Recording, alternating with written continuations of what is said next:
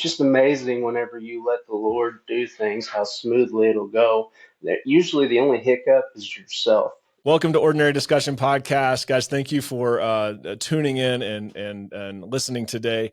We have an awesome guest today. He's a previous participant in Ordinary Men, previous leader in Ordinary Men, and he has been such an encouragement to me in seeing the life change that has happened through his process in Ordinary Movement. Of course, it's God in and through his life that has done that, but I do believe that his testimony is extremely compelling and something you definitely want to hear. So David Shelton is our guest, and you will definitely enjoy what he has to say. Guys, if you enjoy our podcast, I ask you to please like, subscribe, leave comments on YouTube. All that helps us with the algorithms and gets the word of God out at a greater capacity. So anything you can do to help us in that area, I would really, really appreciate it. And plus, we don't want you to miss any future podcasts. So guys, thanks again. And let's get this show started.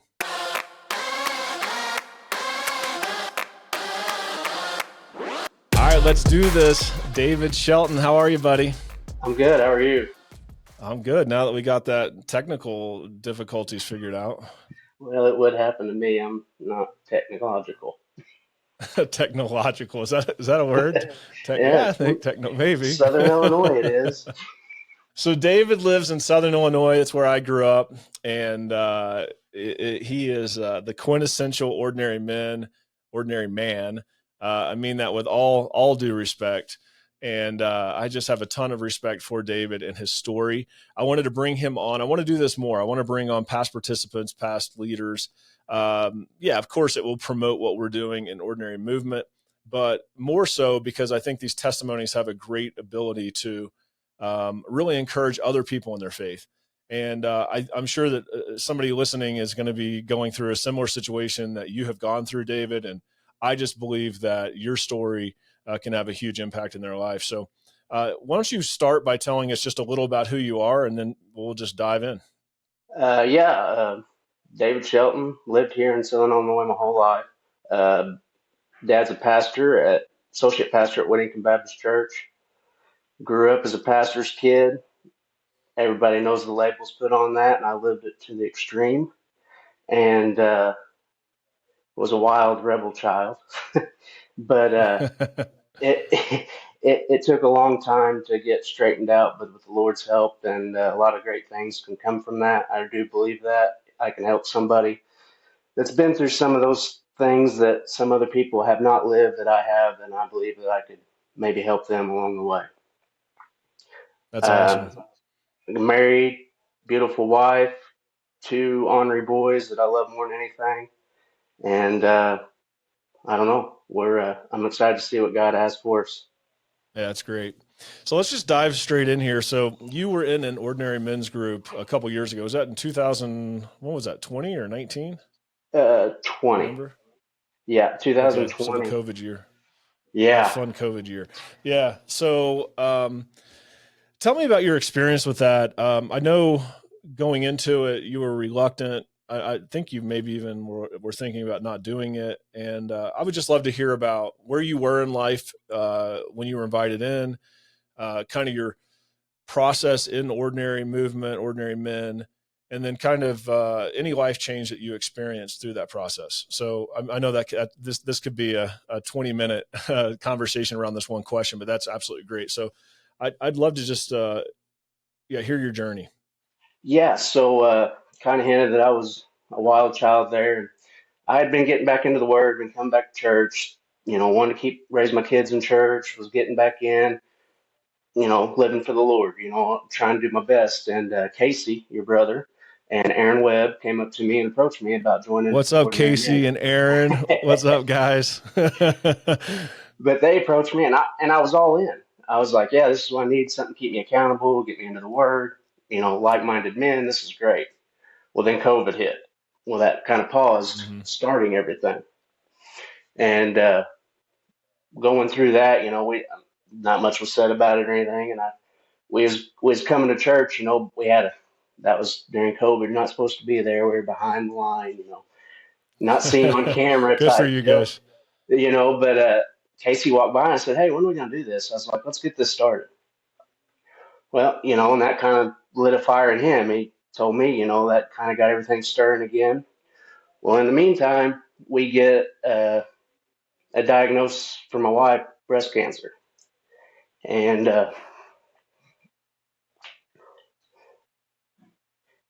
obviously that came out of nowhere because she's young, which could happen to anybody, but we just wasn't expecting that. And so then here we are, we're dealing with that. And Lord's taking care of everything, as he always does, behind the scenes. He's the world's best. I mean, he can do it all. He always does. He takes care of everything, even when we don't see it. But that's going on. I'm dealing with that. And then we're starting this group. Well, I'm reluctant. At this point, it's like, I don't know where I'm going with this. Do I, am I going to have the time? Blah, blah, blah. Coming up with every, you know, fleshly excuse that I can come up with. And I said, you know what? I need to do this. And we get started.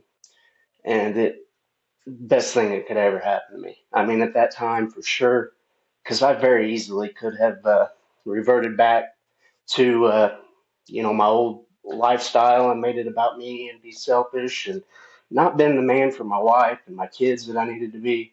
But, this group brought me up, picked me up, and carried me through some times that I can never say thank you enough. But the Lord knew that I needed this. And he knew that it was going to come during this time. I mean, everything happens for a reason. He guided Jeremy he put this on his heart, and Jeremy was obedient and came up with this, and with the Lord working through him, and he's impacted so many people. And I was just one of the people on his timeline that he knew needed this. And I've been through so much, putting myself through so much that, the Lord knew it was going to take something to get me serious and stay on, and he knew I needed it this time. And so we do the group, and I mean, it was just, I mean, you want to have like-minded men, but I mean, it was just the perfect group for me to, to start out in. Everybody, I mean, it's just great. Uh, we went through it together, and like I said, they picked me up and they got me through some times, and prayed for me. And the whole time, this is all about having an intimacy, an intimate relationship with Christ and your brothers. So That's this right. brought me closer to Jesus in the most difficult time I'd ever been in or may ever be in. And that's the answer to everything is the relationship with Jesus Christ. And this stepping stone and teaching me and discipling me through that time is just, it's amazing. And lots of good things have come out of it. And it actually led into me doing my own group there after that. Yeah, so I have a lot of questions about your leading and all that, but let's we'll get to that. So I mean, what would you say during that season? I mean, what you said it was a game changer for you. I mean, maybe putting some words in your mouth, but it was a game changer for you. It was a perfect timing. And thank you for your kind words, by the way. It means a lot. Um, and the brothers were there along with you, which is that intentional relationship piece we talk about as our core value. You mentioned about intimacy with Jesus and how important that is, and that relationship piece. That's one of our core values. And then you talked about you multiplied out. So like you are like I say, man, you are the poster child, ordinary man. Um, so tell me, like, practically, how did that? Like, let's look at intimacy. Like, practically, how did that concept of intimacy with the Lord? Is that something that was new to you, or something new, like a new practice for you? How would you go about explaining that? Yeah, it was for sure a new practice. I mean, I was raised in church and we believed in the Holy Spirit and having a relationship, but actually sitting down and it, for me, ordinary man, I mean, I'm sure it was the Lord speaking to me like He did to you, but for me, it broke it down to me as like sitting down and just like I'm talking to you, and that's how I communicate with the Lord. My prayers aren't as scripted out, maybe for lack of better words, just the same old hit the same thing. It's more like I kind of sit there and I talk like I'm talking to you or my dad or my wife, and then I sit back and I listen. Well, I had done all kinds of asking and praying, but I hadn't really got quiet to listen. Now, do I hear something all the time? No, but Right. I definitely feel feel or hear the Lord. I've never been able to do that before. I firmly believe that He leads me to say and do certain things, and I try to be very obedient to that. Just like leading a group or doing something like this, or I've had other things spur up over the last couple of years from after OM that I would have never done, getting on stage and kind of put my heart out there. Mark asked me to do that one Sunday morning, and I actually was asked to fill in at a church, small community church here, and preached one morning. And wouldn't say preach, gave a message, and I pretty well stole that straight from OM. But I used one of our chapters. I did it on the blood, and uh, and Amen. that's Yes. the blood and the cross and all that was broken down in ways that I hadn't picked up on my own, and it's there, and it's impactful, very impactful the way it's broke down, and I was able to share that with some people. I don't know how great I did. I mean, I did it for the Lord, but I had 11 people in there and a bunch of blank stares. So Well, I think that's most pastors' experience, a bunch of blank stares. So you're in good company, I believe. That there's a funny story around that, by the way. First off, kudos to you. I don't care if it's a small church with 11 people or a big church with 1,000 people. Like getting on stage and giving the sermon that's a big leap of faith. So proud of you for doing that. But that just goes back to what we talk about in ordinary movement all the time, is that God calls the willing, not necessarily the most talented, right? And He just wants our willingness, and He'll be faithful in using that. But a funny story, you said you had like a 30 or 40-minute message, right? Prepared, yeah, and it took you how long to actually give it? 10 minutes on the nose. And you thought I was going to take how long? Yeah, I was expecting at least 25 to 30 minutes is what I had in my mind, and I prepared it and had stuff wrote out and went over things, tried to do studying, not go up there and wing it because I'm not to the point where I could wing anything. But I got up there and I mean, my ordinary men group was as large as the congregation that morning, but I got up there in front of everybody, I stared at Yeah, everybody yeah. and blowed right through it. When you text me that and said I finished it in 10 minutes, it's supposed to be 30 minutes. I couldn't help but laugh because I've done that stuff so many times. Now I do the opposite. I talk too much. So I need a little of you, a little of that in me. You said something that really struck me is that, I mean, you had a lot of reasons not to do this group, right? Hmm. Your wife had cancer, COVID. It was easy to slide back in your old routine. I'm sure you could come up with a million other excuses, just like all of us.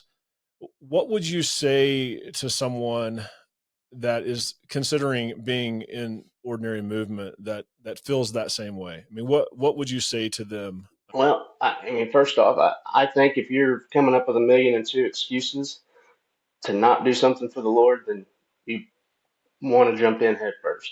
And I'm trying to keep that mentality myself because the enemy is going to do everything in its power to stop you from building the kingdom. And, the flesh, it's all in all of us, no matter whether it's for the Lord or whatever. We can come up with excuses not to do things.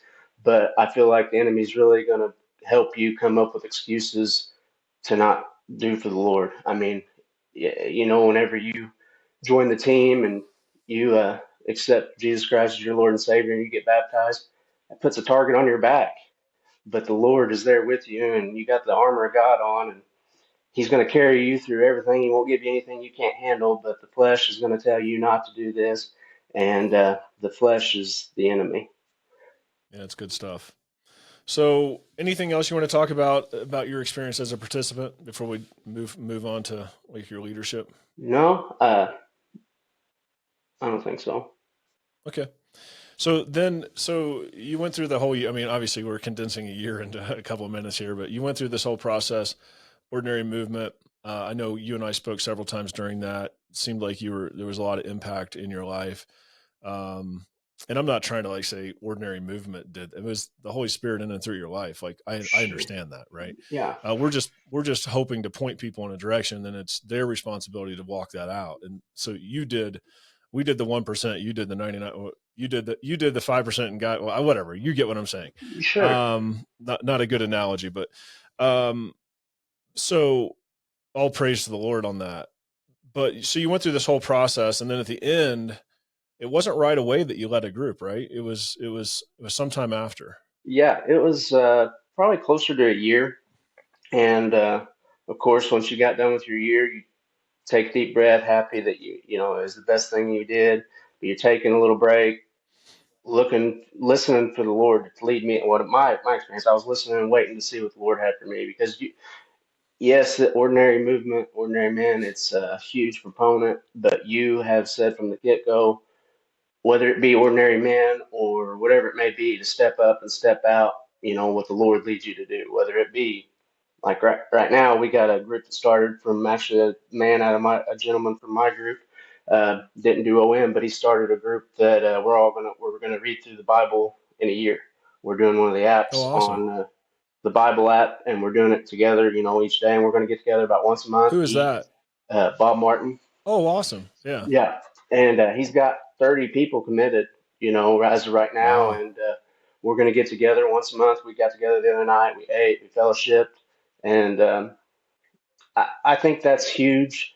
I mean, I know we call it ordinary movement right now, and I'm glad that the ordinary women and all that, that's fantastic. But I feel a huge call for men, godly men in this day and age.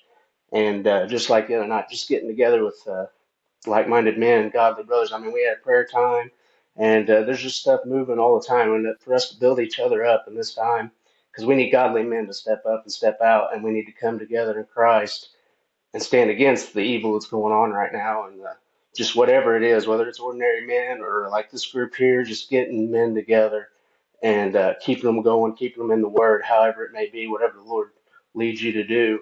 And that's where I was at. I was waiting to see, you know, trying to wait and feel what the Lord was leading me to do. And I felt like He was wanting me to do a group. And then I was praying about names, you know, because I really feel that He lines that stuff up for you. You know, it's not just going like you're picking teams. I really feel like the Lord's putting names on your heart, you know, and that's what He did with me. Yeah. And Yeah.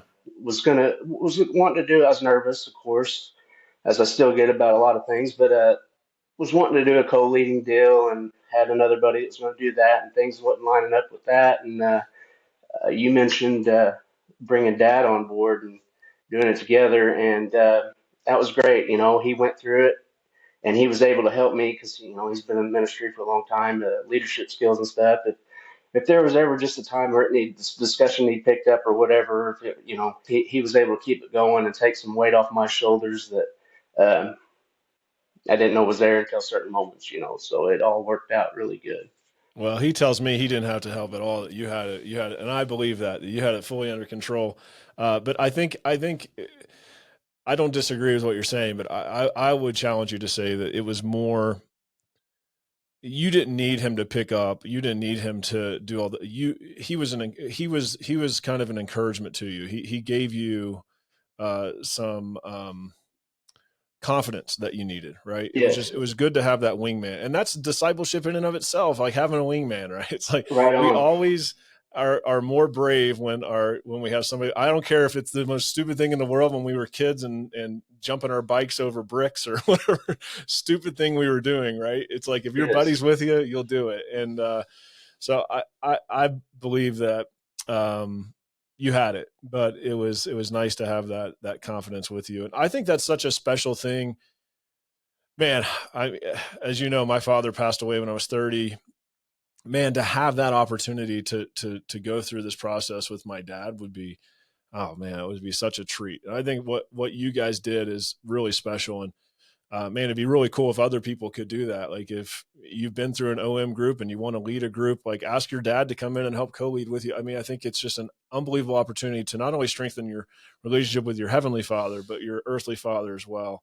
And absolutely. so kudos to you for doing that. I also want to say, Man, listening to you talk before that was like so encouraging, and I was getting so excited to hear you say, Jeremy, as you say, it's not always about leading an OM group; it's about whatever God put on your heart. And I mean that with all my heart. It meant so much to hear you say that. I'm like, wow, people actually heard what or hearing what I'm saying. And you're right. Like hearing what Bob is doing, and Bob, what's up? Hope you come to the OM National Connect again this year. Bob was at the OM National Connect last year, and David, you got to make it there too. But um, if you can, but hearing that Bob is multiplied out and doing what he's doing, I mean, that's the first I've heard of it. That is so encouraging to me. That is just as encouraging to me, maybe even more so than someone leading a group in ordinary movement, because I say more so because it's not just somebody doing something that some man asked, right? It's somebody doing something that the Lord has put on their heart. That is way more important than being a pleaser of man. So that's Yes. awesome. That I didn't know anything about that until just now. So thanks for sharing that. That's really powerful. Um, so you invited these guys into the group. Did you have troubles getting guys together, or did a lot of guys say yes?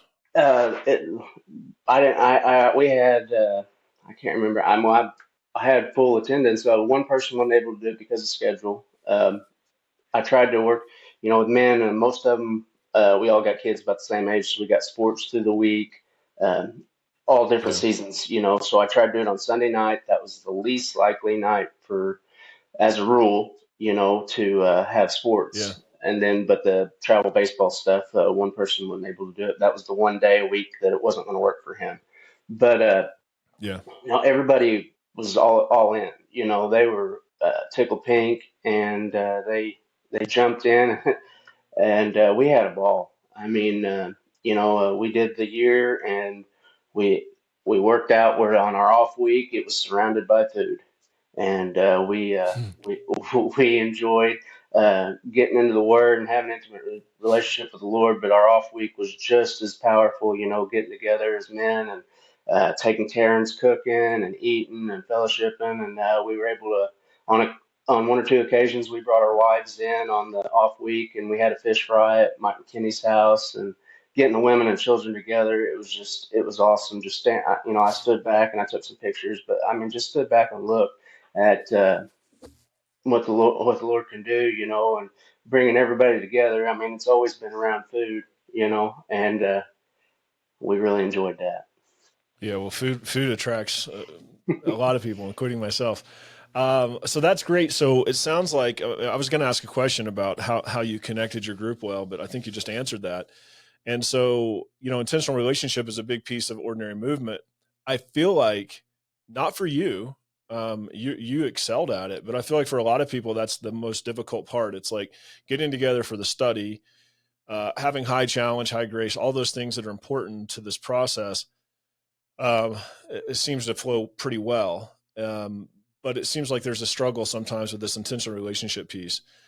You did it really well. Is that something you set out from the beginning to really knock out of the park, or did it just happen organically? I wanted everybody to really get on board with that part of it too, because as men and my group had no problems with it. We're actually getting together again uh, here in about a couple weeks. We're all going to get together again and eat and fellowship. We hadn't been together in a while, but as men getting together and sharing our troubles and everything, being manly man, it's not easy, and it's still a struggle for me at times. But getting everybody together on that off week, and I mean, but like I said, that my group, they opened up very well, and the trust was there, and which the Lord did that, because there's some men that just would never, and I really thought we was going to struggle, and those people ended up being some of the biggest. Uh, Sharers. They shared the most, and the prayer and the fellowship was just amazing. But I really wanted to lean in on that from the get go, but I really didn't have to. The Lord already had it taken care of as when we got started. Yeah, that's great. And I hope that's an encouragement to anybody listening of how valuable that. I mean, you would say that was probably, I mean, that was just as valuable as the study portions. Oh, 100%. Because I'm Yeah. gonna go back Yeah. to it again. Like I said, being a manly man and all that stuff gets pushed to the side. You don't want to open up. You know, uh, I'm a crier, and I don't like to do that, but you know, especially in front of your brother, you know, your buddies, your manly men.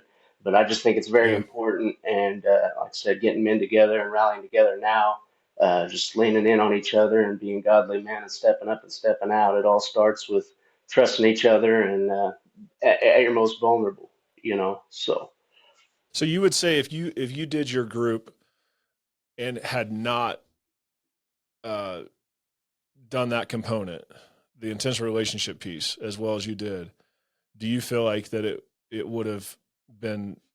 I don't want to put words in your mouth. I'm sort of asking you, but I mean, would you have said the group would not have been near as effective as it was? yeah, I think that's very important Yeah, part of this. yeah, I mean, yeah. It's good. I keep talking about it because I do feel like it's the one thing that people will skip. It's like, oh well, that's just we getting together, so that's not important. But right. it's a core value because it is so important. And I love hearing you speak about it because it confirms what I already know, that it is so important, and it's part of our spiritual process. It may not look spiritual, it may not feel spiritual, but it is, and it's all part of that process of growing in relationship with the Lord and with others, which is how we become disciples and make disciples. So that's wonderful. If you were to look back, and it may be nothing, but if you were to look back at your group, how would you have what would you have done differently? Is there any one thing or a couple things you would have done differently? Maybe not. It's okay if there's not. I can't come up with anything off the top of my head. No, it just like I said, the Lord picked His team. You know, I waited and was trying to listen, and most of the time during the praise and worship service is when I hear the Lord the most, and they'll give me a name or He just guides my eyes, you know, and shifts it to Yeah, somebody or something, and I felt like that's what He did during that process. And like I said, I had my own doubts as a fleshly human being that on certain aspects of it with how everything went, and it went the exact opposite of what I thought in those areas, and he had it. You know, it just it just went so well. You know, there was no reluctancy whatsoever, and it was. I felt like it was like that with my group, my original group that I did. You know, because you know, I'm sure Aaron and Casey that they didn't handpick everybody. I really felt like the Lord put names on their heart, and no, for sure. you Casey's know what told I me that. mean? Yeah, and It's Aaron. just Hmm. so Yep. smooth. Uh, it's just amazing whenever you let the Lord do things, how smoothly it'll go. Usually the only hiccup is yourself, you know, and whenever you doubt something or you try to control it, you know, manipulate it, that's Yeah. whenever the hiccups come. It's so fluid whenever you just kind of let the Lord take care of it. Easier Yeah, said it's than done, beautiful. I know. Well, your testimony is amazing because you went from being the reluctant participant to really having a great story out of it, with life change, spiritual growth, to them being maybe the most quintessential leader that we've had. Like, I don't know that I could ask anyone else, hey, what would you go back and change that wouldn't have something they would change? And I just think it's so it's just an unbelievable testimony of your journey. That, I mean, you just uh, here's what I would say is, and this isn't taking a thing away from you. This is actually a huge compliment because many people won't do this, but you just followed the process, right? He's like, okay, I'm supposed to do intentional relationship. I'm supposed to do that on my off week, so I'm going to do it, right? You didn't overthink it. You just did it, and man, it's amazing the fruit that came from that group. I know many of the guys were at the OM National Connect last year. I know of many of them well personally, and it's just your leadership. And you stepping out and doing what you did has really made an impact in the kingdom. And so, man, I'm just so proud of you, so thankful for you. And hey, as we wrap this up, I'll give you a chance to just kind of say anything you want, anything that's on your heart. Maybe even frame it as like if you were going to have coffee with anybody thinking about being in Ordinary Men or thinking about leading, maybe on the fence, maybe they've been through Ordinary Movement, Ordinary Men or women, and they're like, man, I don't know if I want to leave, but I don't know. Like, what would you say to as we close? Maybe we can just close with this, and anything else you want to add to it. What would that conversation look like if you were going to have a conversation with them? Uh, anybody that's on the fence, after you've been through it, you know how great it is. I mean, if it's anything, a percentage of what it was for me, that you feel it and you know how important it is and how life changing it can be. And I feel like if you're on the fence, you just need to go for it because I mean, I love the guys I had a group with the first time. I love the guys that I had. I facilitated. I didn't lead. I just facilitated conversation, and There you go. That's it it. was That's it. and the Lord did His thing, and that's the whole idea of it is just step up and step out. Yeah, I mean, I like getting together with the guys that I just did a group with. I enjoy that. I want to continue to do that. But I also have 9 or 10 guys from the first group that I can call on. I mean, what you're doing is building a band of brothers that just keeps building and Yeah, building. And that's right. it's not just the one group. It's not set up like that in the Bible. It's not set up from what the Lord put on your heart. That's not the vision you had, whether it be OM or something else. Go for it because all you're doing is making more brothers. And I'm gonna go to it again. We need godly men to stand up together. Yes. And Hmm. I mean, just go for it. I mean, it's not. I'm telling you, the Lord will take care of all of it. I just I know that I've lived it. I've went through it. I've led it. It's not hard. It's not hard. Just show up and expect anything. Love it. David, you're an inspiration to me. I'm inspired by ordinary men that are faithful in what God calls them to do. Of course, the extraordinary people, it's all great. But the people that really inspire me are people like you. And I just want to say, as we close out, like, you personify the person that is willing to do what God puts on your heart. Like, like if you think that David wanted to be on this podcast, you're kidding yourself. I text him, and his first response was, I don't know. It was very obvious that he was like, I don't want to do this, right? And then I have to go back and check, but I don't think I prodded or anything. I was just like, okay, well, if there's some times at work, and then out of nowhere, he must have been wrestling with it, and finally he just texted me and said, hey, can you do tomorrow morning? I was like, absolutely, I can do tomorrow morning. And that is the way that he walks out his relationship with the Lord. And it's extremely encouraging. It's very fresh, genuine. So thank you for being who you are, David. Thank you for sharing your heart today. And I just am confident that something that was said in our conversation will encourage someone to walk out what God's put on their heart. So I appreciate it. Thank you. All right. Well, guys, until next time, let's do this. Thanks so much.